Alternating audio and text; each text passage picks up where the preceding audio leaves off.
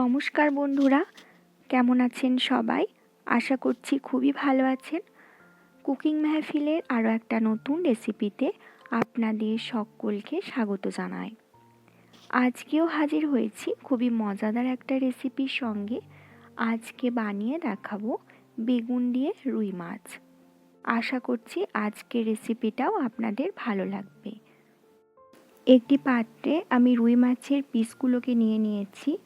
এবার ভাজার জন্য আমি এটাতে একটু মশলা মাখিয়ে নিচ্ছি। ফার্স্টে দিয়ে দিলাম 1 চামচের মতো হলুদ গুঁড়ো, দিলাম 1 চামচ লাল লঙ্কার গুঁড়ো, আর দিচ্ছি স্বাদ মতো নুন, দিয়ে দিচ্ছি 1 টিস্পুন সর্ষের তেল। এবার হাতের সাহায্যে সমস্ত মশলাটাকে মাছের পিসগুলোর গায়ে খুব ভালো করে মাখিয়ে নিতে হবে। প্রত্যেকটা মাছের পিসে যেন মশলাগুলো খুব ভালো মতো কোট হয়, সেটা কিন্তু অবশ্যই লক্ষ্য রাখবেন। আজকে যে রেসিপিটা বানাতে যাচ্ছি এটা কিন্তু খেতে খুবই মজার হয়। অনেকে বেগুন খেতে পছন্দ করেন না, কিন্তু এইভাবে মাছ দিয়ে বেগুন রান্না করলে কিন্তু খেতে খুবই মজাদার হয়। প্রত্যেকটা মাছের পিসের গায়েই আমার নুন, হলুদ, লঙ্কার গুঁড়ো মাখানো হয়ে গেছে। এবার এগুলোকে ভেজে নেব। মাছগুলো ভেজে নেওয়ার জন্য কড়াইয়ে তেল গরম করতে দিয়ে দিয়েছি। অনেকটা পরিমাণ তেল গরম করতে দিয়ে দিয়েছিলাম। তেল যখন খুব ভালো মতো গরম হয়ে যাবে সেই পর্যায়ে একটা একটা করে মাছের পিস দিয়ে দিলাম। মাছের পিস দেওয়ার পরে মাছগুলো কিন্তু সঙ্গে সঙ্গে উল্টাবো না। একটা সাইড একটু যখন ক্রিস্পি হয়ে আসবে সেই পর্যায়ে উল্টাতে হবে, তা না হলে মাছের পিস উল্টানোর সময় কিন্তু ভেঙে যেতে পারে।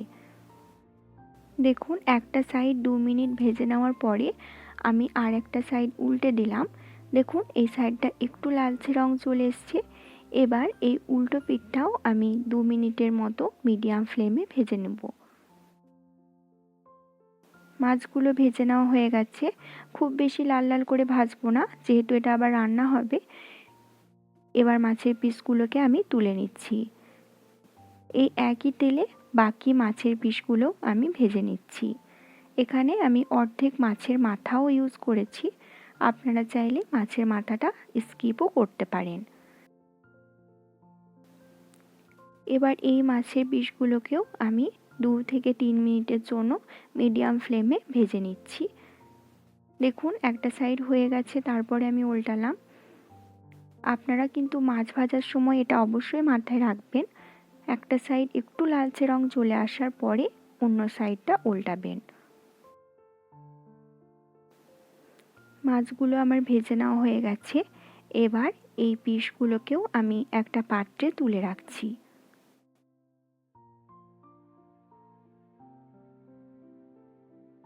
মাছের তেলটা অনেকটাই কমে এসছে, এই জন্য এই তেলে অ্যাড করে দিলাম 1 টেবিল স্পুন সর্ষের তেল।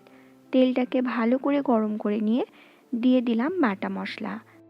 বাটা মশলা ইউজ করেছি একটা বড় সাইজের পেঁয়াজ, 1 চামচ গোটা জিরে, 4টে কাঁচা লঙ্কা, আর দিয়েছিলাম 3 টুকরো রসুন। সমস্ত কিছুকে আমি খুব ভালো করে মিক্সিতে পেস্ট করে নিয়েছি। এবার এর মধ্যে দিয়ে দিলাম টমেটো কুচি। একটা মিডিয়াম সাইজের টমেটোকে কুচি করে দিয়ে দিলাম। মশলাটাকে তেলের মধ্যে 1 মিনিটের মতো ভেজে নিয়েছি। ভেজে নিলে এই পেঁয়াজের যে একটা কাঁচা গন্ধ সেটা চলে যাবে। এবার অ্যাড করে দিচ্ছি গুঁড়ো মশলা। দিয়ে দিলাম 1 চামচ হলুদ গুঁড়ো, 1 চামচ ধনে গুঁড়ো, স্বাদ মতো নুন, আর দিলাম 1/2 চামচ লাল লঙ্কার গুঁড়ো। এবার গুঁড়ো মশলাটাকেও এই বাটা মশলার সঙ্গে ভালো করে কষিয়ে নিচ্ছি। এই সময় ফ্লেমটা মিডিয়াম টু লো রাখবেন, যাতে মশলাটা পুড়ে না যায়। মশলাটা যাতে পুড়ে না যায় সেজন্য অ্যাড করে দিচ্ছি সামান্য একটু জল। এবার এই জলটা দিয়ে ভালো করে মশলাটাকে কষিয়ে নিতে হবে। যে কোনো রেসিপির ক্ষেত্রে এই স্টেপটা কিন্তু খুবই গুরুত্বপূর্ণ। মশলা কষানোর উপর নির্ভর করে আপনার রেসিপিটা কতটা টেস্টি হবে।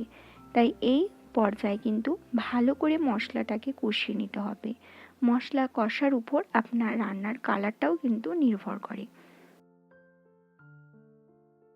দেখুন মশলা থেকে তেল ছেড়ে দিয়েছে, তার মানে মশলাটা খুব ভালো মতো কষানো হয়ে গেছে। এবার এর মধ্যে অ্যাড করে দিচ্ছি জল।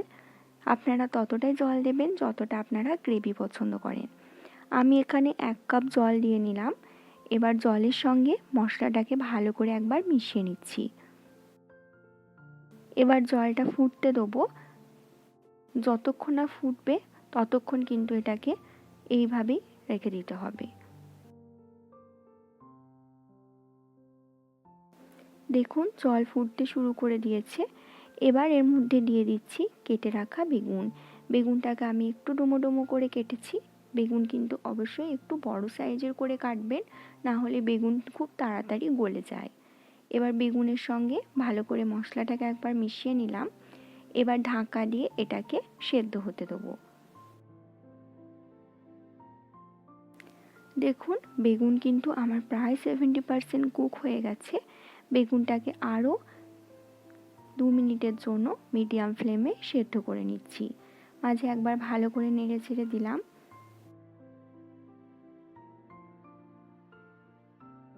বেগুনটা 90% সেদ্ধ হয়ে গেছে।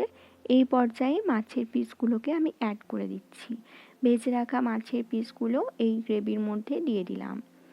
এই পর্যায়ে কিন্তু আর নাড়াচাড়া করব না, শুধুমাত্র মাছের পিসগুলো যাতে গ্রেভিতে ডুবে থাকে সেটা একটু লক্ষ্য রাখবেন।